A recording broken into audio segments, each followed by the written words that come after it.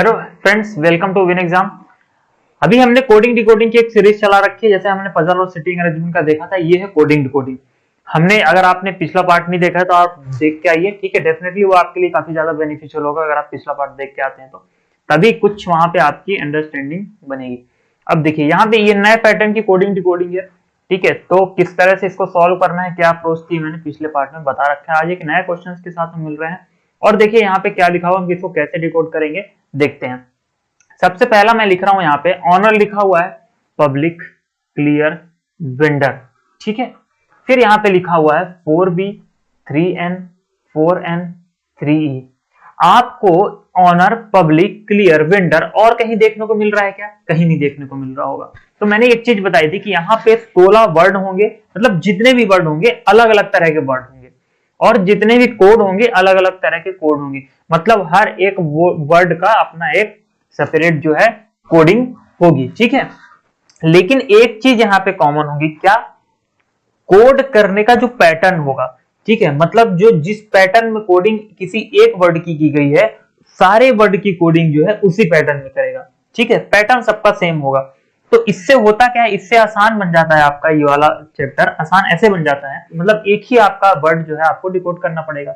आप जैसे ही एक वर्ड को डिकोड कर लोगे, सारे के सारे वर्ड का फिर डिकोडिंग पैटर्न तो सेम रहेगा। तो फिर आपको पहचानना नहीं, मतलब पहचानना सिर्फ आपको एक वर्ड का पैटर्न है कि आखिर किस पैटर्न में इसको डिकोड कर रहा है। जिस पैटर्न में डिकोड करेगा सेम पैटर्न जो है सभी के लिए अप्लाई होगा। क्लियर?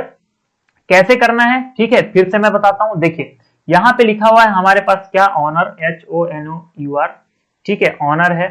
फिर हमारे पास लिखा हुआ है पब्लिक, फिर हमारे पास लिखा हुआ है क्लियर, फिर हमारे पास लिखा हुआ है वेंडर।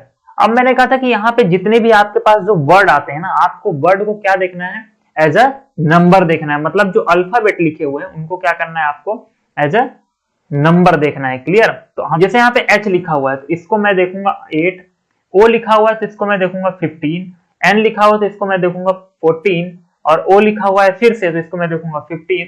इस तरह से सबकी ना हमें नंबरिंग देखनी है, ना कि हमें वर्ड देखना है। वर्ड भी देखना है, दोनों चीज काम में आएगा, क्योंकि आप कोडिंग में देख रहे होंगे आपको हर एक जगह जो है क्या मिल रहा है, आपको वर्ड और अल्फाबेट दोनों मिल रहे हैं, लेटर और अल्फाबेट दोनों मिल रहे हैं। मतलब दोनों का ही खेल चलने वाला है। अब देखिए यहाँ पे कोड क्या क्या लिखे हुए हैं। कोड लिखे हुए हैं 4B 3N 4N 3E, ठीक है। इतने कोड लिखे हुए हैं, 4 वर्ड लिखे हुए, 4 कोड लिखे हुए। अब आपका देखिए सबसे पहले तो ऑब्जर्वेशन पावर अच्छी होनी चाहिए। कैसे होगी हम बताते हैं। आप एक चीज गौर फरमाइए, यहाँ पे आपको यहाँ पे क्या चीज देखने को मिल रही है कि आप देखिए 4 आपको यहां भी देखने को मिल रहा है, 4 आपको यहां भी देखने को मिल रहा है। क्लियर?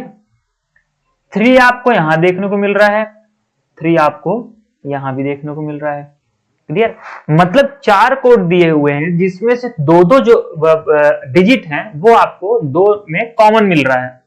अगर दो टर्म में अगर 2 डिजिट आपको कॉमन मिल रहा है, इसका मतलब किन्हीं 2 वर्ड में ऐसी कोई 2 चीजें होंगी जो कॉमन होंगी।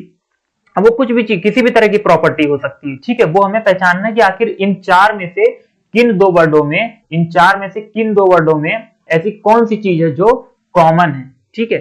तो हम पहले तो ऑनर और पब्लिक में देख लेते हैं। ऑनर और पब्लिक में आपको क्या कॉमन दिख रहा है? ऑनर और पब्लिक में सबसे पहले तो देखिए ये हो सकता है कि जितने लेटर ऑनर में उतने लेटर पब्लिक में हो, ऐसा है क्या? देखिए 6 लेटर ऑनर में है और 6 लेटर किसमें है, पब्लिक में है, ठीक है। आपको ये कॉमन देखने को जरूर मिला कि 6 लेटर ऑनर में भी है और 6 लेटर किसमें है, पब्लिक में भी है। क्लियर? फिर देखिए यहां पे लिखा हुआ है CLEAR, कितने लेटर यहाँ पे, 5 लेटर।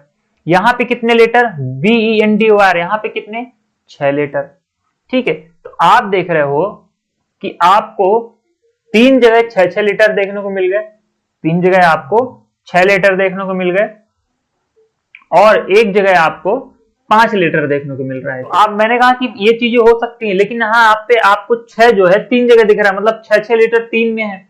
तो यहाँ पे 3 में तो ऐसी कोई चीज आपको कॉमन दिख नहीं रही है, इसका मतलब ये चीज यहाँ पे नहीं होगी, यहाँ पे कुछ और होगा। क्या होगा, आइए देखते हैं। और ऐसी कोई सी चीज जो सिर्फ 2 में ही कॉमन हो, आपको सिर्फ ऐसी चीज पकड़नी है। क्लियर? अब आप देखिए ये चीज नहीं हुई। इसके अलावा क्या हो सकता है, इसके अलावा वोवेल या कॉन्सोनेंट का कॉन्सेप्ट हो सकता है। इसके अलावा ये हो सकता है कि लेफ्ट और राइट से कौन सा किसी लेटर को उठाया हो। तो आप देख रहे हो कि लेफ्ट, और आप चाहे लेफ्ट से देख लो, यहाँ पे एच है, ओ है, एन हो, यू ओ है, यू है, आर है, जिसका यहाँ पे ना 4 से दूर दूर तक कोई रिश्ता है, ना ही फिर बी से कोई दूर दूर तक रिश्ता है। इसी तरह से डी से भी नहीं कनेक्ट हो रहा, 3 से भी नहीं कनेक्ट हो पाएगा, ये एन से भी कनेक्ट नहीं हो पाएगा, और 4 से भी नहीं हो पाएगा, एन से भी नहीं हो पाएगा। अब आप यहाँ पे एक चीज देख रहे होंगे, जैसे लिखा हुआ है यहाँ पे NOHONOUR।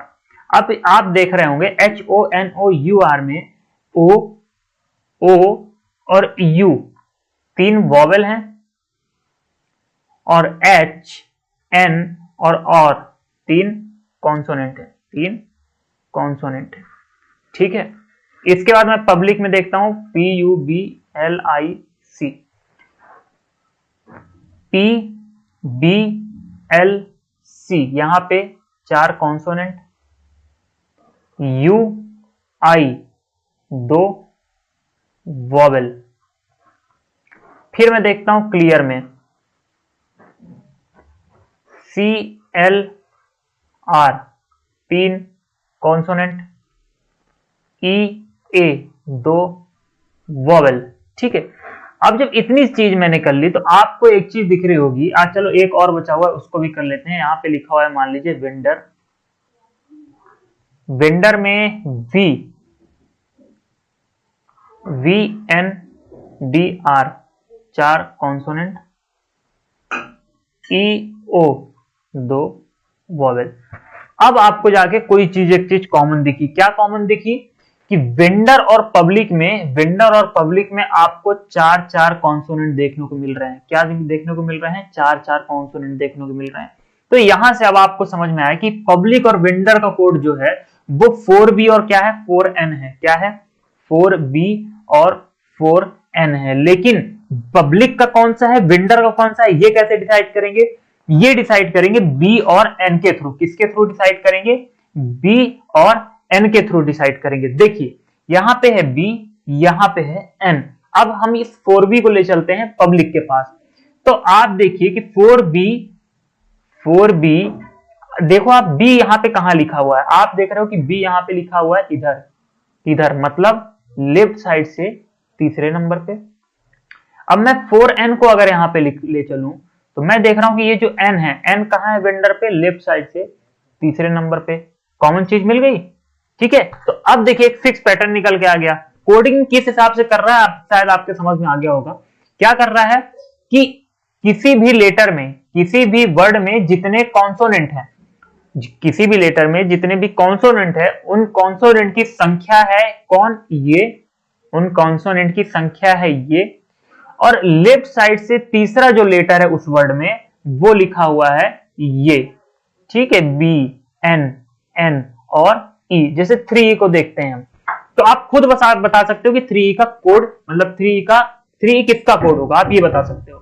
तो देखिए 3 मतलब 3 कॉन्सोनेंट होने चाहिए। 3 कॉन्सोनेंट किसमें है? ऑनर में है और क्लियर में है। लेकिन लेफ्ट साइड से तीसरे नंबर पे E कौन से वर्ड में है? क्लियर में है। तो मतलब 3E किसका कोड हो जाएगा? क्लियर का हो जाएगा। ठीक है, क्लियर है ना? क्लियर है, क्योंकि यहां पे सारी चीजें आपको समझ में आ गई कि कैसे इसको डिकोड हमें करना है। ठीक है, आप देख रहे हो कि सिर्फ एक एक वर्ड को हम डिकोड किए ले रहे हैं, सिर्फ एक को। जैसे ही एक को करते हैं सबका पैटर्न सेम होता है, जितने भी उसमें वर्ड हो, तो फिर उसमें हमें बार बार सॉल्व करने की जरूरत नहीं है। हाँ, एक हम वेरीफाई करने के लिए एक के साथ साथ दूसरे को देख ले कि हाँ इसका कोड ये आ रहा है कि नहीं आ रहा है, या फिर अगर आप 4-5 को भी कर लेते हो तो कोई ज्यादा टाइम वेस्ट नहीं होना है, क्योंकि क्वेश्चन आपसे 4 या 5 अगर आप कर भी लेते हो तो आपके सामने क्वेश्चन आएंगे 4 या 5, तुम 4-5 क्वेश्चन का सोल्यूशन, आप आंसर आप बड़ी ही जल्दी बता सकते हो। ठीक है, तो नेक्स्ट पार्ट में मिलते हैं एक अगले क्वेश्चन के साथ।